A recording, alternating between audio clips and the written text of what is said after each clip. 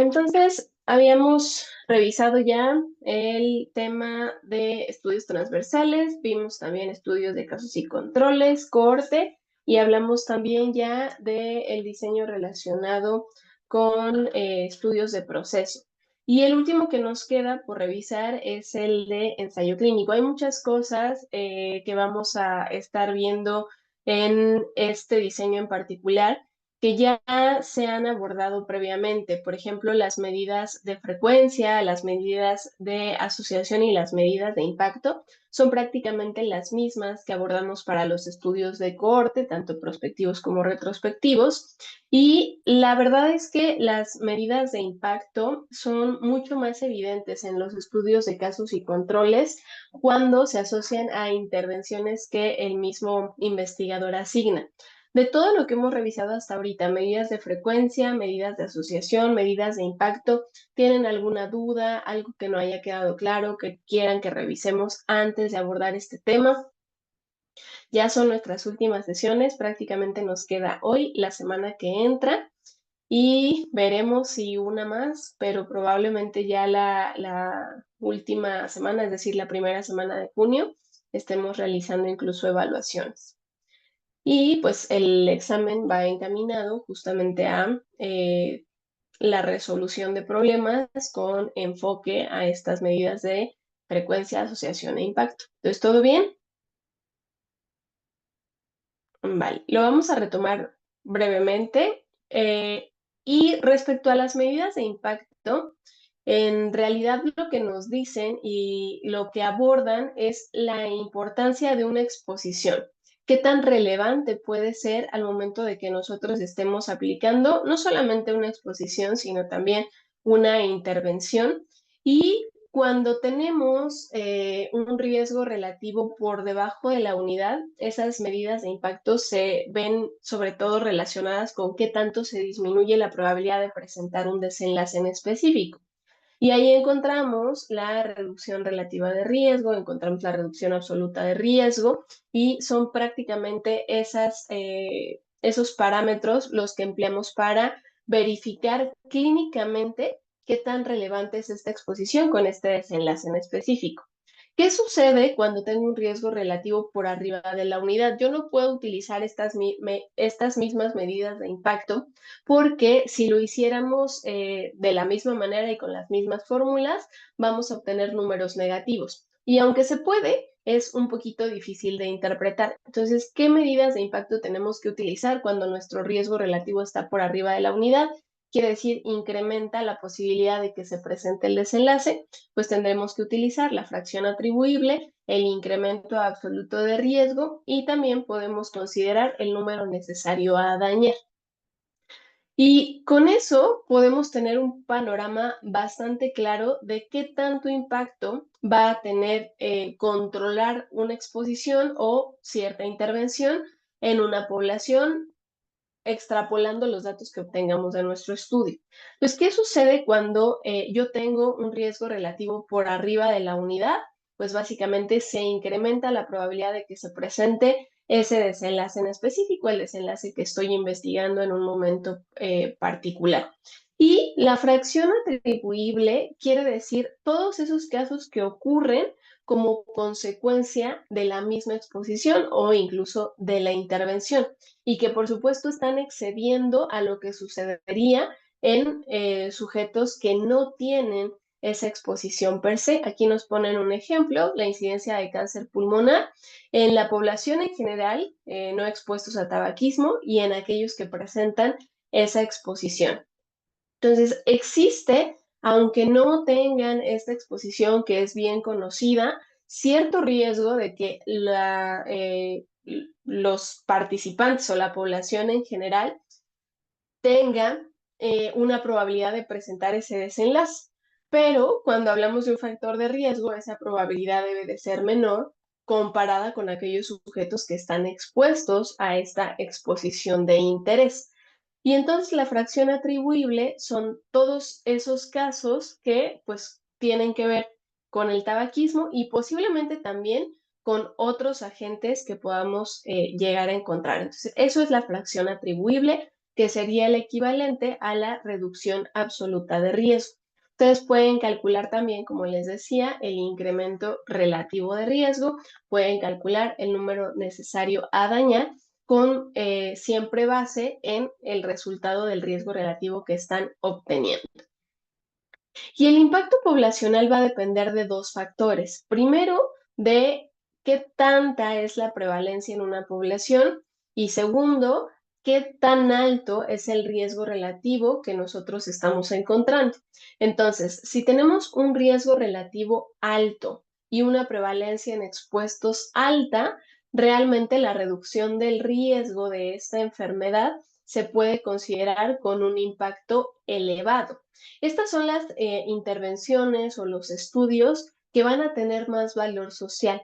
Si ustedes identifican que su proyecto cuenta con estas dos características, documentan que la prevalencia del desenlace que quieren medir es elevada y además ya existe un antecedente donde haya una asociación que tenga una magnitud significativa a través ya sea de riesgo relativo o también a través de odds ratio, dependiendo del diseño metodológico que hayan podido generar y ustedes hayan podido encontrar, pues entonces podrán justificar de mejor manera que su proyecto realmente va a tener un impacto a nivel poblacional.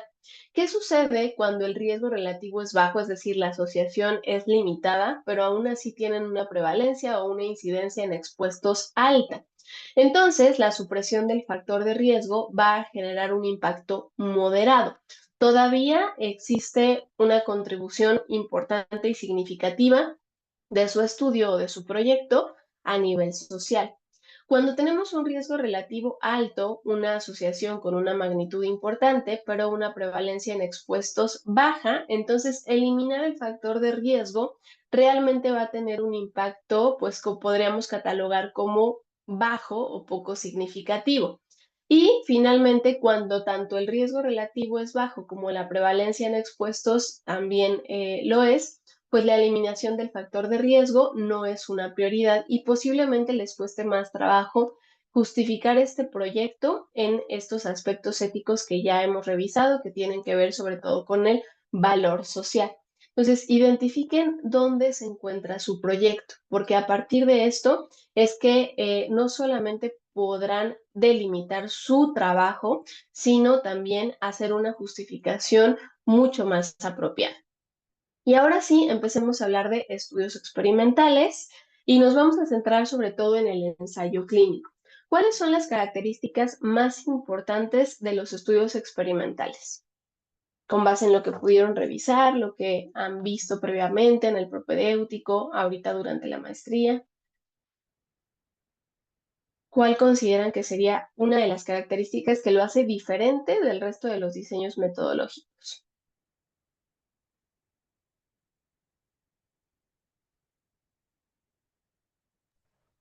Y aquí tú selecciones como a la población, ¿no? Al grupo poblacional que vas a querer estudiar. Ok, y en el resto de los diseños. Bueno, también, pero, También, ¿no?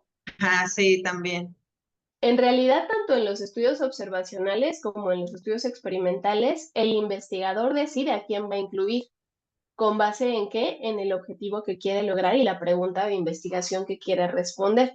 Y para eso se elaboran nuestros criterios de selección con inclusión, exclusión, eliminación.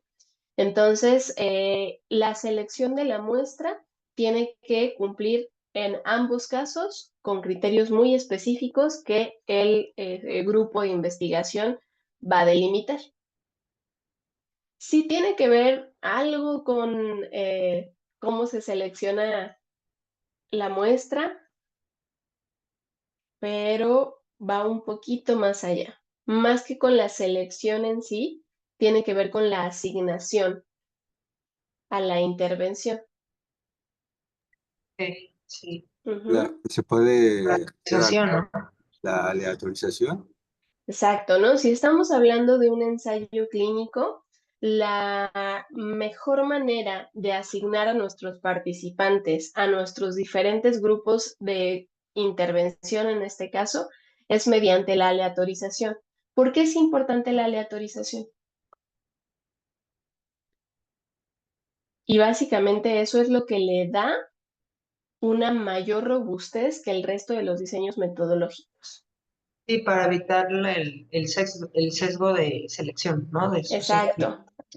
Exacto, ¿no? Nos permite controlar factores que en otros diseños metodológicos no es posible regular de forma tan clara. Entonces, aleatorizar a los participantes nos asegura que en los grupos que nosotros tengamos, pueden ser 2, pueden ser más, las características de la población van a estar distribuidas de forma homogénea y vamos a tener solamente una diferencia con la intervención que se está asignando. Entonces, ese es uno de los componentes más importantes. La manera en la que se asignan los participantes a los diferentes grupos a través de la aleatorización y la otra es la intervención. Todos los demás estudios que hemos visto hasta el momento son estudios observacionales, donde yo lo único que voy a hacer es recabar la información de lo que está sucediendo de manera natural. El investigador no va a asignar ninguna exposición ni ninguna maniobra de forma específica. Aquí, en los estudios experimentales, tengan o no tengan aleatorización, el investigador, el grupo de investigación, es el que asigna las maniobras, las intervenciones. Pueden ser fármacos, pueden ser exposiciones. Generalmente estas intervenciones pues tienen que ser meticulosamente revisadas para asegurarnos de que no se infrinja ningún precepto ético. Y aunque este diseño metodológico es el que tiene el mayor grado de evidencia, en realidad no siempre es necesario realizar un ensayo clínico para poder llegar a conclusiones claras que puedan orientarnos en la práctica clínica. Entonces, no todos los estudios experimentales son ensayos clínicos. Hay otros diseños, por ejemplo, los estudios pseudoexperimentales, donde se pierde esta aleatorización y el investigador directamente asigna una maniobra de forma dirigida. Entonces, ahorita vamos a hablar solo de estudios experimentales, ensayos clínicos. ¿Alguien de ustedes tiene un ensayo clínico como parte de su proyecto?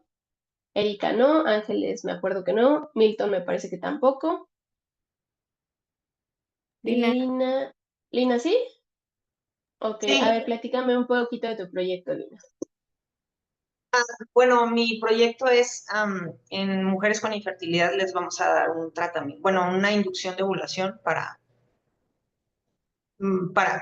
coito programado y a un grupo les vamos a dar un medicamento vaya, que es el gold estándar, o sea, es la HCG para inducir el pico de LH para, pues, obviamente, la ovulación, la ruptura del folículo. Y a otro grupo le vamos a inducir les vamos a aplicar progesterona, para ver si podemos lograr el efecto del HCG. Ok, ¿y cuál va a ser tu desenlace? A medir el pico de LH en las pacientes, o sea, ver en quién sí se presentó y quién no se presentó. Ok, muy bien. Bueno, entonces aquí tú vas a tener que establecer varios parámetros. Primero, tu demarcación diagnóstica y después también la estratificación pronóstica. En la demarcación diagnóstica, tú ya me dijiste que son mujeres con infertilidad, pero hay otros componentes importantes que seguramente van a impactar en tu desenlace, en este pico de LH, que me parece que pudiera ser más un desenlace intermedio. Realmente, ¿qué es lo que quieren lograr ustedes con estos inductores de la ovulación? Pues determinar si la progesterona puede ser un medicamento que pueda inducir el pico de LH, ya que Ujú, al fin de cuentas el gold estándar es un medicamento que se usa para simularlo, pero realmente no es como de manera natural el pico, ¿no? ok, Y la progesterona sí pudiera ser, entonces pudiera ser, es más barata, es menos riesgoso utilizar el medicamento y realmente pues pudiera traer beneficio a los pacientes para su manejo.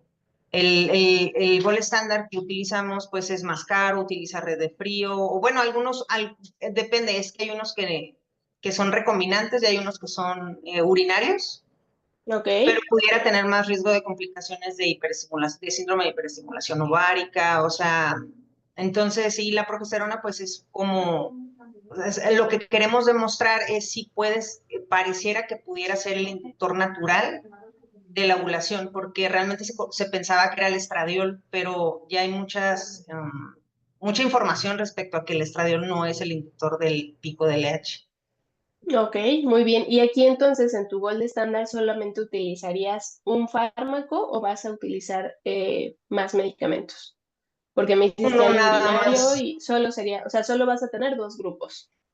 solo voy a tener los grupos. Muy bien. ¿Y van a considerar en algún momento algún otro desenlace como embarazo? Sí, bueno, el pico del LH, pero además del pico del LH las vamos a evaluar posterior para observar ruptura del folículo, o Ok. sea, que realmente hayan ovulado, y la otra es tasa de embarazo. Vale, por eso te decía que me parece que quizá este pico de LH pueda ser un desenlace intermedio, porque Ah, posiblemente como el desenlace principal, vamos a decirlo así, sea que realmente se produzca el embarazo, pero bueno, eso ya lo tendrán que ir delimitando ustedes. En la estratificación pronóstica, ¿qué factores vas a incluir? ah, índice de masa corporal, valores de hormona antimuleriana, que es como lo que determina como su reserva ovárica. Ajá, Pues que tengan, bueno, vaya, que no tengan como, bueno, pueden tener alguna comorbilidad, pero que esté controlada, ¿no? Hay muchos pacientes exacto. con Comorbilidades hipotiroidismo. también las tienes que incluir aquí y hay otra muy importante.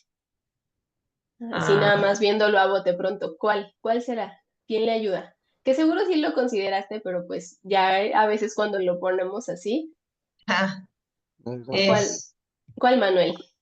La edad. La edad, ¿no? sí, sí. Entonces todos esos factores van a tener que estar considerados en la estratificación pronóstica. Esto es un ensayo clínico, depende de cómo estés generando esta investigación, cómo vas a realizar este proceso, porque la verdad es que podría ser un estudio observacional. ¿Qué opinan? ¿Qué opinas, Ángeles? ¿Podría ser un observacional? Pero en ese caso, se está haciendo la intervención, ¿no? O sea, porque cuando tú haces una observacional, se supone que el paciente ya está expuesto, y tú no, Ajá, como tal, no estás haciendo la maniobra, tú no la estás aplicando, o sea, está expuesto el factor y ya no ujú. estás observando durante el tiempo, ¿no? Pero en este caso, ella, pues, también depende de cómo voy a elegir a sus grupos y todo esto. Depende. Exacto. La primera pregunta que le haríamos a Lina sería, ya hay pacientes a las que les dan este tratamiento que es el gold estándar, pero hay pacientes a las que ya les dan progesterona. No, No, ok. no, Entonces, tú no podrías esperar que su médico tratante decidiera entre estas dos opciones. No, sí, ok. no.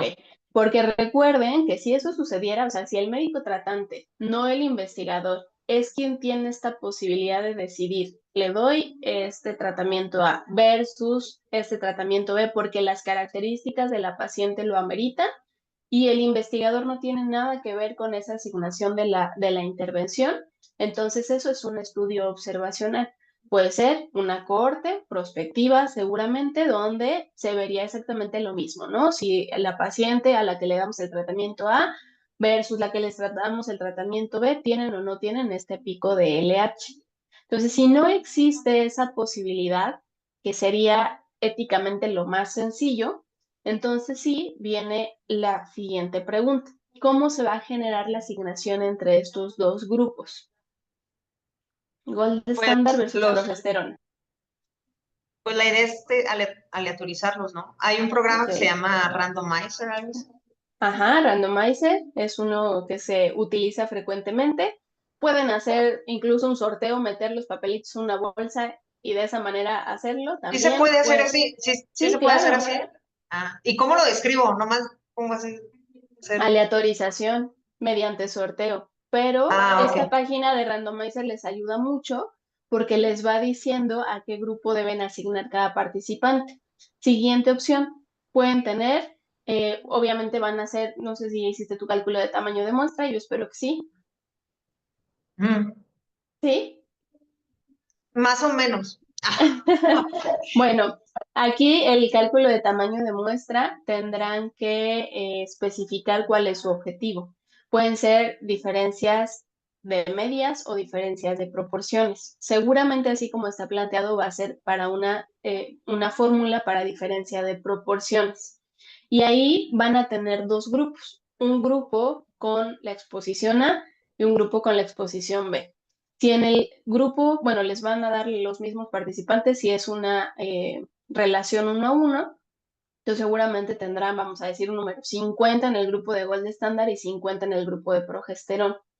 Entonces ustedes tendrán que tener, esta es otra manera, 50 sobres que digan tratamiento A, 50 sobres que digan tratamiento B, de las mismas características, los mezclan y cuando llegue una paciente que cumpla con sus criterios de inclusión, entonces tendrán que pedirle primero que firme el consentimiento informado y hacer todo este proceso para que pueda ser participante en su proyecto. Y ya que acepte y le hayan explicado que puede tocarle el tratamiento estándar o que puede tocarle este tratamiento experimental con progesterona, entonces sí, le van a dar estas opciones con los diferentes sobres y ella tendrá que tomar uno para ver a qué grupo pertenece. Entonces, esa es la primera parte, la parte de la aleatorización. Después viene el famoso cegamiento, que se refiere a que la paciente, depende de si es simple ciego, doble ciego, triple ciego, la paciente, el investigador y quien analiza los datos no conozca a qué grupo se asignó. Aquí como lo que quieren medir es muy objetivo, pico de LH y esto te lo dice el laboratorio tal cual, pues posiblemente este cegamiento a lo mejor no sea tan indispensable, vamos a decir, sería ideal, pero hay otros estudios donde el efecto placebo, por ejemplo, tiene muchísimo que ver. Entonces aquí tú tendrás que documentar si a lo mejor el efecto placebo tiene algún impacto en el pico de LH para decidir si puedes hacer cegamiento, que sería lo más adecuado, o si realmente no tendría un impacto tan profundo en los resultados que tú estás midiendo, ¿ok? Entonces, ¿qué vamos a cuidar muchísimo en el ensayo clínico? Primero, aspectos éticos, porque solamente por tener la aleatorización de una maniobra, de acuerdo a la Ley General de Salud, se va a catalogar con un riesgo mayor que el mínimo. Y ya esto amerita consentimiento informado, por supuesto, el resto de los aspectos éticos, la evaluación por los comités, y lo vas a hacer institucional, es decir, en el IMSS o en otra institución. No en un centro privado. En un centro privado, ok. Entonces ahí tendrás que verificar que tengas primero todo la estructura para que tu comité lo pueda aprobar, porque son estudios que requieren verificaciones adicionales. En el caso del IMSS, solamente por ser ensayos clínicos, los mandan a Comité Nacional, ¿vale? Entonces, bueno, para que tengan todo eso en mente. Y recuerden que lo tienen que justificar plenamente. Tienen que determinar por qué la progesterona podría ser una mejor opción que el Gold estándar. ¿Qué tan segura es? Y mucho más porque adicionalmente en mujeres en edad fértil y cuando hay procedimientos involucrados relacionados con la fertilidad, hay en la Ley General de Salud aspectos específicos que se deben de cubrir. Entonces, revisa todo eso porque sí son un grupo que tiene, vamos a decirlo así, una protección adicional. Se siguen considerando dentro de todo el espectro, pues, pacientes vulnerables o altamente vulnerables, porque pues a lo mejor en este intento de lograr un embarazo, pues van a aceptar más fácilmente algunos procedimientos, entonces por eso es que se les cuida un poco más que a otros grupos, ¿vale? Muy bien, entonces ahora sí vamos a empezar a hablar respecto a los estudios experimentales, que pues básicamente tiene que ver con esto que hemos visto con el proyecto de Lina. Son estudios donde el grupo de investigación va a asignar directamente la maniobra. Acuérdense, no es el médico tratante, no es que se le dé a la paciente la opción de decidir qué tratamiento quiere, sino que se va a asignar idealmente de manera aleatoria a uno de estos grupos que nosotros estamos generando. Y los estudios experimentales son siempre prospectivos y por lo tanto podemos identificar de manera mucho más clara estas relaciones causa-efecto que en otros diseños metodológicos solamente surgen de manera hipotética. Y aquí, para que nosotros digamos que son estudios aleatorizados y controlados, tendremos que asegurarnos de que se cumplan todos estos criterios de inclusión, exclusión, eliminación, generar la asignación de nuestros grupos de esta forma aleatoria que ya hemos revisado mediante distintos métodos. Si quieren utilizar randomizers, si quieren utilizar sobres, si quieren utilizar un sorteo, se puede hacer, pero lo importante es que todos los participantes tengan la misma posibilidad de ser asignados a nuestra intervención que es la que estamos estudiando. En este caso, todas las participantes tendrían que tener la misma oportunidad de entrar en el grupo de progesterona, por ejemplo, ¿no? Entonces, hay que cuidar muchísimo esta primera parte. Hay que tener, además del grupo experimental, un grupo control. Y este grupo control podría ser placebo, pero ahorita vamos a ver que existen también lineamientos muy claros de en quiénes podemos asignar placebo y cuándo no está indicado. Podríamos contrastarlo contra ninguna maniobra, es decir, solamente el grupo experimental y un grupo control en el que no se asigne una maniobra adicional, o podríamos contrastarlo contra otra intervención que ya esté documentada como efectiva o que también pueda estarse analizando en ese momento. Pero siempre, independientemente de cuál va a ser nuestro grupo control, tenemos que generar esa aleatorización de forma clara y describirlo en nuestro proyecto. Y su principal uso es en investigación evaluativa, es decir, qué tan eficaz, qué tan efectiva y también incluso qué tan eficiente pueden ser las intervenciones. Existen diferencias en estos términos. No saben la cantidad de veces que hemos visto que este término está mal utilizado desde el título y ya presentan sus proyectos.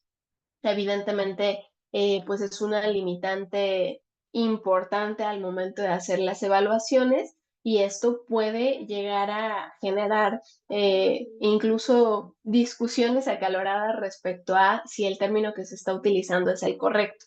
Si alguno en su título tiene eficacia, efectividad o eficiencia, ahorita vamos a revisar cómo se deben de emplear estos términos para que realmente verifiquen qué es lo que ustedes quieren hacer en su proyecto. Y en los estudios experimentales, entonces, vamos siempre a determinar que son longitudinales, quiere decir, tengo que realizar al menos 2 mediciones. En este caso, Lina tendrá que estar segura de que sus pacientes no tengan el desenlace al inicio del proyecto. No sé si vas a medir LH antes de tu exposición, Lina, de tu intervención. Sí, doctora. De hecho, la idea es medirlos. El proyecto, pues, la idea es que ellas empiezan a menstruar. La cito en el periodo menstrual para evaluarles su perfil hormonal y luego les vamos a dar el tratamiento de inducción de ovulación. Este va a ser igual para ambos grupos. Y las volvemos a citar para evaluar el folículo dominante y antes de aplicar el medicamento, les vamos a medir la LH. Les aplicamos el medicamento y 2 horas después le volvemos a tomar LH y a las 24 horas. O sea, vas a tener 4 mediciones. Antes de hacer todos tus procedimientos, o sea, como de su basal, después antes de hacer el tratamiento con tu intervención, 2 horas después y 24 horas después. Sí. Ok, perfecto. Entonces, aquí necesitamos al menos 2 mediciones, la primera para asegurarnos de que el participante está libre del desenlace en ese momento y la segunda para determinar si lo presenta o no. Por lo tanto, nuestra medida de frecuencia, ya sabemos que si son estudios longitudinales que cuenten con estas características, va a ser incidencia. Y aquí habitualmente es incidencia acumulada, aunque pues en algunos casos, dependiendo de si se cuenta con la información de tiempo persona, podría ser densidad de incidencia. Son estudios siempre prolectivos y comparativos que van a comparar al menos 2 grupos, pero no está limitado a un número específico de intervenciones. Ustedes podrían comparar más de 2 intervenciones en el mismo momento. Al tratarse de un estudio experimental en el que se va a asignar una maniobra de forma aleatoria, el consentimiento informado es sumamente importante. Recuerden, tiene que estar redactado para que la comprensión sea sencilla, sin tecnicismos, y teóricamente lo debería de estar comprendiendo una persona incluso de 8º grado para el sistema estadounidense, que eso corresponde más o menos entre los 12 y los 13 años en nuestro país. Realmente en México no existen lineamientos de cuál es la edad para la cual tiene que estar redactada el consentimiento informado, pero hay autores que incluso sugieren que debería redactarse hasta comprensiones de participantes de 8 años, ¿no? Obviamente aquí Lina no va a incluir niñas de 8 años, pero tiene que estar redactado de la manera más sencilla posible. Entonces, siempre pensar antes incluso de iniciar su proyecto en el diseño, cómo van a realizar la aleatorización y qué es lo que quieren comparar. ¿Quieren determinar eficacia? ¿Quieren determinar efectividad? ¿O quieren determinar eficiencia? ¿Quién me habla un poquito de la eficacia? ¿A qué se refiere con eficacia?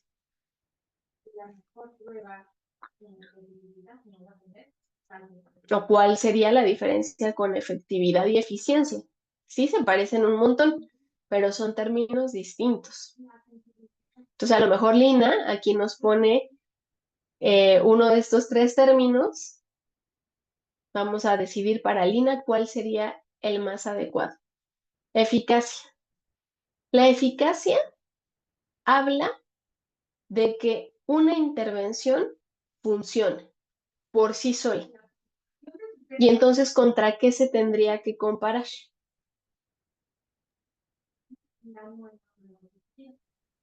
Contra placebo, ¿no? Contra placebo o directamente, pues, con lo que ocurre de manera natural en la población.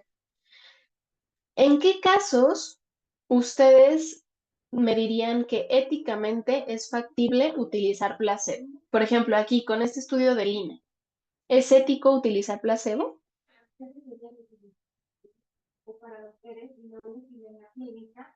¿O no darle ninguna intervención? Pues no, porque son mujeres con infertilidad. Tenemos el pico de leche. Exacto, ¿no? Necesitamos ofrecerles el mismo beneficio, por lo menos de manera teórica, a todas las participantes. Entonces, aquí la proporción riesgo-beneficio es muy importante y no todos los estudios van a permitirnos utilizar placebo o no utilizar otra intervención. ¿En qué casos sí podrían ustedes decirme, sí puedo utilizar placebo? ¿Por qué? Porque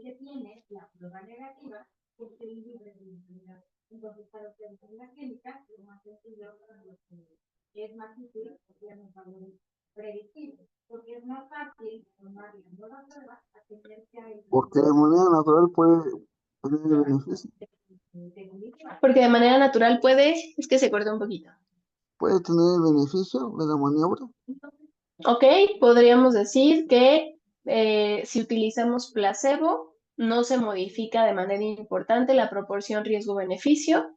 Y en general eso sucede cuando no tenemos un tratamiento que ya haya demostrado que funcione en una patología.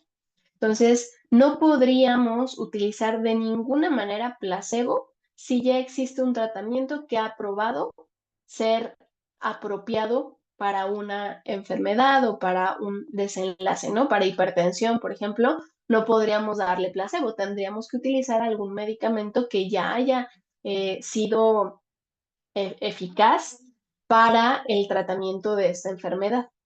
También podríamos utilizar placebo en este mismo contexto para verificar la seguridad.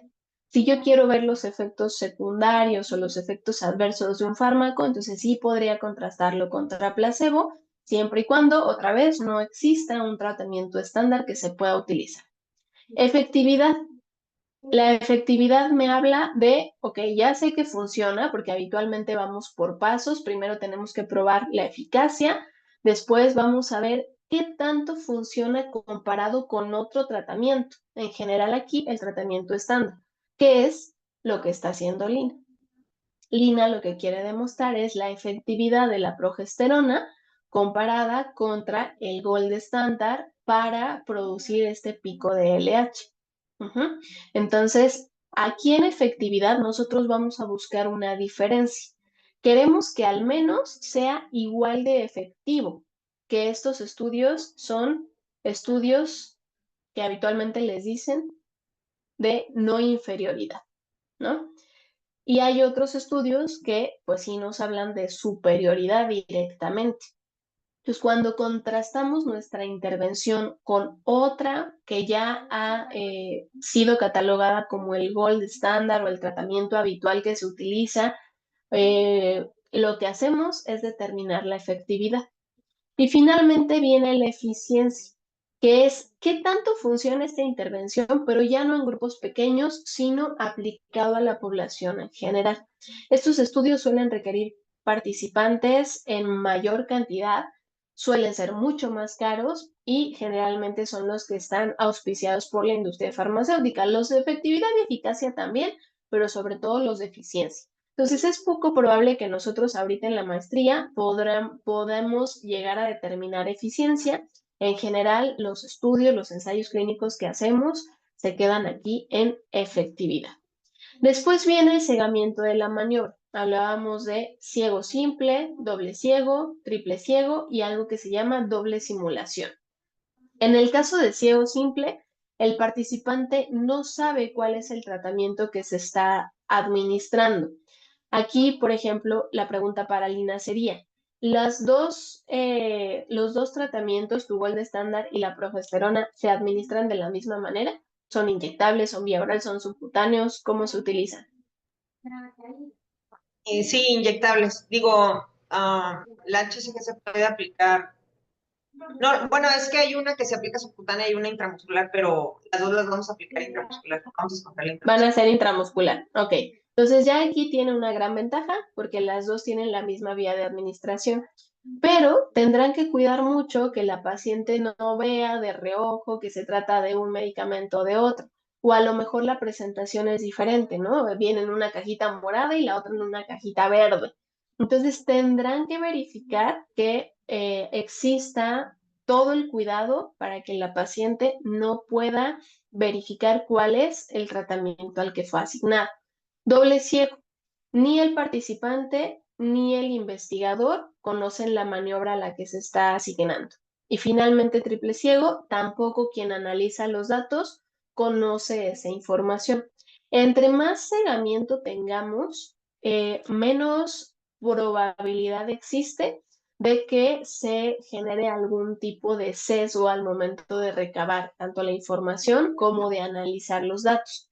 Porque es probable que Lina, en este afán de decir, no, la progesterona es más barata, es mejor, tiene menos efectos adversos y menos efectos secundarios, entonces diga, mira, como que esta paciente sí tuvo este piquito de LH, ¿no? Entonces vamos a ponerle como que sí. Entonces, para evitar esa tentación, que es una tentación natural, pues es que se realiza este cegamiento, es decir, puede ser ciego simple, doble ciego, triple ciego. Hay veces donde no se puede hacer ni siquiera el cegamiento simple, entonces, bueno, eso no hace que los estudios dejen de ser ensayos clínicos controlados y aleatorizados, pero sí puede tener un impacto en el desenlace que se está midiendo. Y después nos hablan de esto que es doble simulación. La progesterona y tu gold estándar se aplican solo una vez, Lina. Ay, no la escuché, doctora, perdón. Que si tus medicamentos, tanto el gold estándar como la progesterona, se administran una sola vez. Sí. Sí, ok. Si tuvieran dosificaciones diferentes, por ejemplo, que la progesterona se tuviera que aplicar 3 veces y el gold estándar solo una, ustedes tendrían que inyectar a las pacientes, aunque estuvieran en el grupo control, 3 veces también. O si son tabletas y una es cada 24 horas y la otra cada 8 horas, lo mismo. Tendríamos que darle las tomas de la misma forma, a veces incluso con los mismos colores, el mismo sabor, el mismo olor, la misma presentación, todo. Y por eso es que los estudios de ensayo clínico pues pueden llegar a ser más caros porque hay que mandar a generar todos estos placebos que se suministran adicionalmente a nuestro principio activo. Entonces, esto es todo lo que se tendría que hacer en un ensayo clínico para aumentar la calidad de las intervenciones y disminuir la posibilidad de sesgos. Pero ojo, es muy importante, sobre todo en los ensayos clínicos, estar verificando si en algún momento ocurre un exceso de eventos adversos o existe una evidencia anticipada de diferencia entre los grupos. ¿Cuáles serían tus principales riesgos, Lina? ¿Cuáles son los que has considerado hasta el momento como efectos o eventos adversos?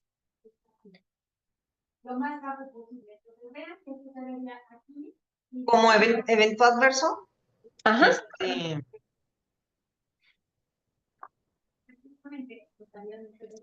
Algo que te pueda preocupar que le pase a las pacientes durante este tratamiento.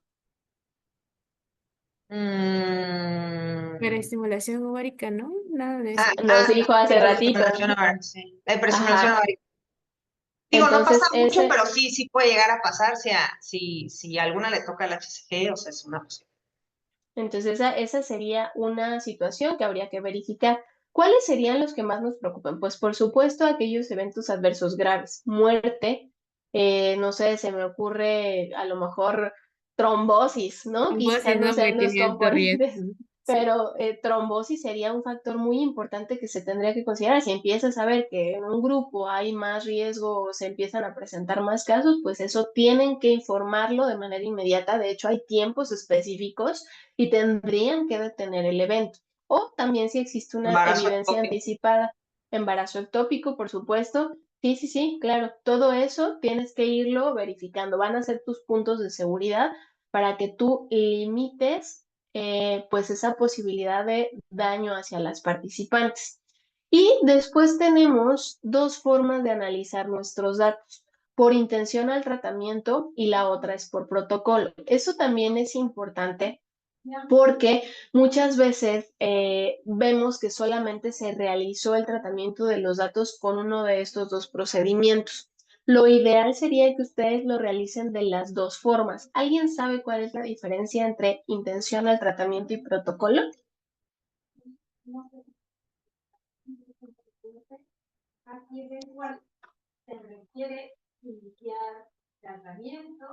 ¿O a qué les suena? Porque seguro sí lo han visto en los estudios que han llegado a revisar.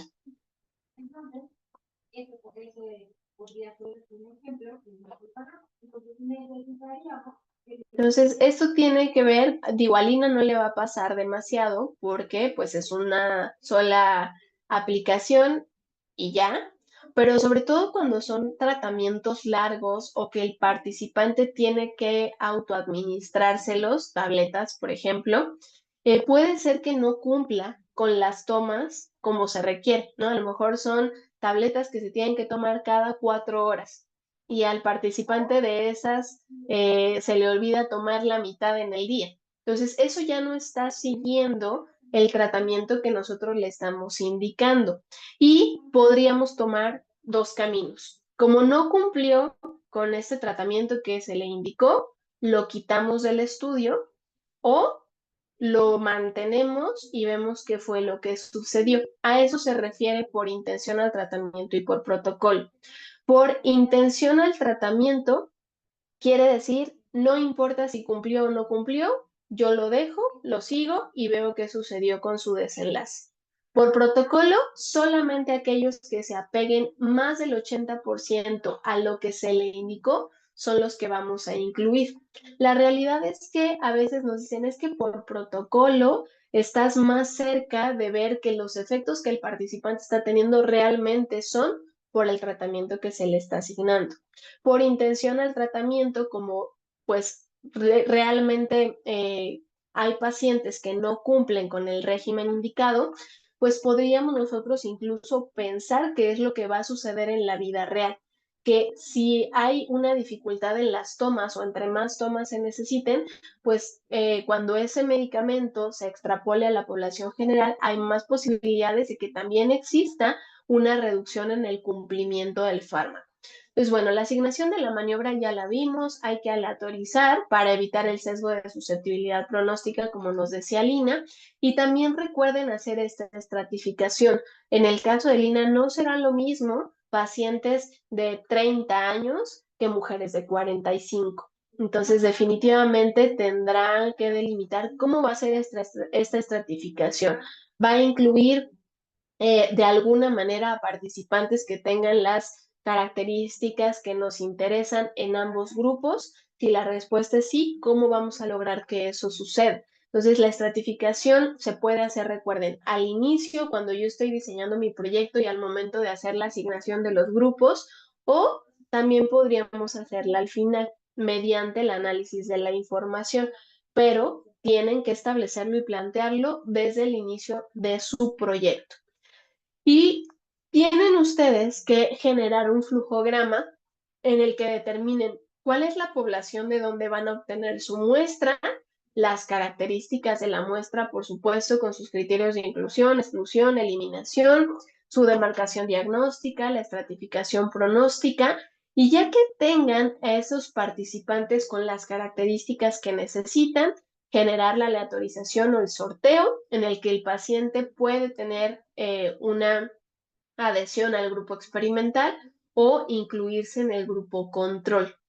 Darle seguimiento en el tiempo para verificar si existe o no existe el desenlace que se está tratando de estudiar, y tienen que definir claramente cuánto tiempo van a estar siguiendo a los participantes. Aquí Lina ya nos dijo, vamos a hacer mediciones durante el inicio del ciclo menstrual, después antes de la intervención, 2 horas después de la intervención y 24 horas después de la intervención. Posiblemente incluso tengan una medición subsecuente para verificar embarazo o no. Entonces, eso también ella tendrá que establecerlo en el desarrollo y en la descripción de su proyecto. También ya hablamos del cegamiento, ciego simple, doble ciego, triple ciego y esta doble simulación para administrar las mismas dosis, la misma presentación, el mismo color, el mismo sabor, todo tiene que ser igual para evitar que haya sesgos de detección, no nada más por parte del paciente, sino también incluso por parte del investigador que está realizando este proyecto. La detención anticipada, sumamente importante, verificar sobre todo los eventos adversos graves y también si existe una diferencia anticipada entre los grupos en el desenlace principal. Si de entrada Lina ve que los pacientes con progesterona se embarazan más o tienen un pico de LH mucho más evidente que aquellos en el grupo, en el gold estándar, cuando lleva el 50% de su muestra, pues eso podrá ser una razón suficiente para decidir detener anticipadamente su proyecto. Ya hablamos también del análisis de acuerdo a la adherencia a la maniobra. En general, les digo, lo más adecuado es que realicen los dos análisis, tanto por intención de tratamiento como por protocolo.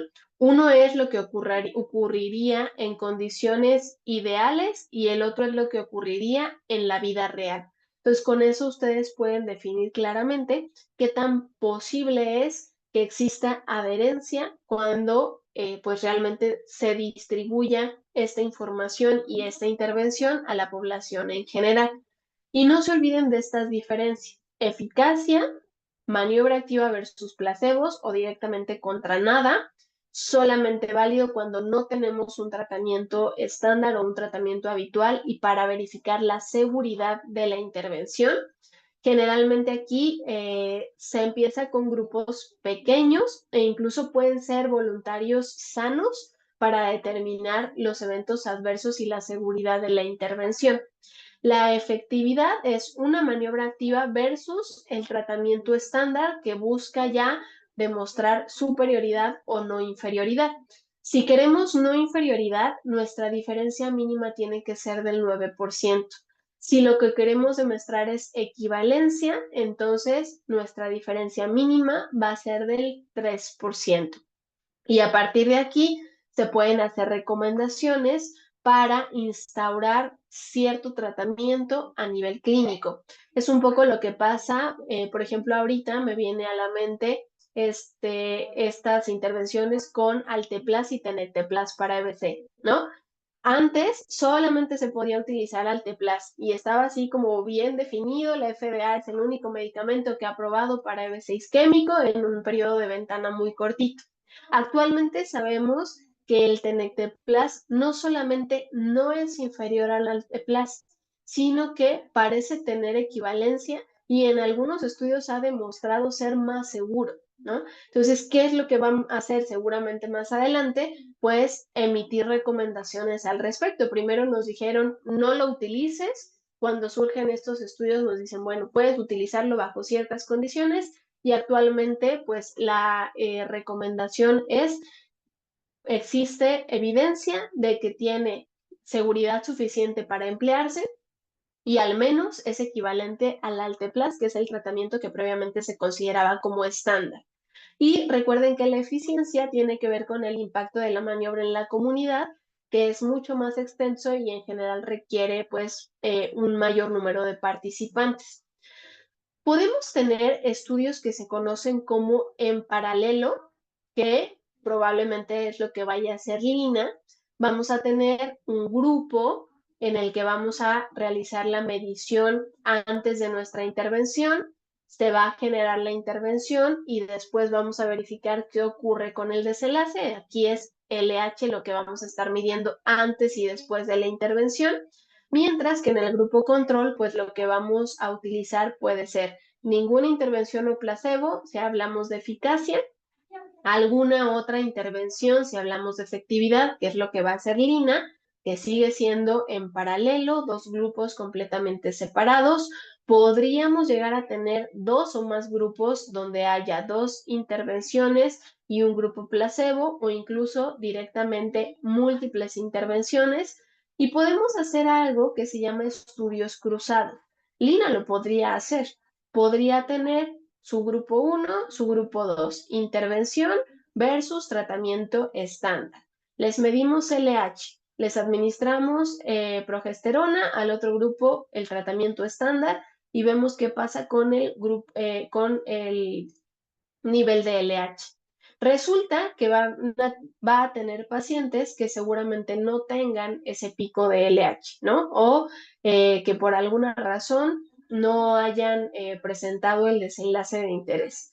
Pueden tener ustedes un periodo que se llama de lavado, es decir, un periodo en el que no se va a administrar ninguna de las dos intervenciones, la paciente va a regresar a su estado basal y hacemos entonces un cruzamiento de nuestras intervenciones, a las que primero les dimos tratamiento con el Gold estándar, ahora les damos progesterona y a las que les habíamos dado progesterona, ahora les damos tratamiento estándar. Igual recuerden, hay que medir antes y después nuestro desenlace. La verdad es que Lina ya tendrá que decidir si esto es algo plausible. A veces se utiliza para disminuir el riesgo de sesgos, entonces podría ser pues algo que pudieran considerar. Es útil sobre todo cuando las intervenciones tienen una duración cortita, ¿no? Por ejemplo, con AINES, con analgésicos, se utilizan este tipo de estudios. Se da ese periodo de lavado y después se genera el cruzamiento de la intervención. Entonces, es otra opción, es algo que también podrían considerar al momento de realizar sus proyectos. Y sí tienen que ser muy extensos, muy claros, muy puntuales en todo lo que tiene que ver con aspectos éticos. Declaración de Helsinki, las pautas bioéticas de las IOMS, recordar que el consentimiento informado debe de estar redactado de manera muy clara, proporción riesgo-beneficio, tratar de mantener y en todo momento respetar a los participantes, su autonomía y sus decisiones, porque si en algún momento a Lina le dicen ya no quiero participar, aunque ya les haya puesto el medicamento y lo único que falte sea medir el pico de LH posterior, ahí se acaba nuestro estudio con este participante y tendremos que generar otras intervenciones nuevas o diferentes.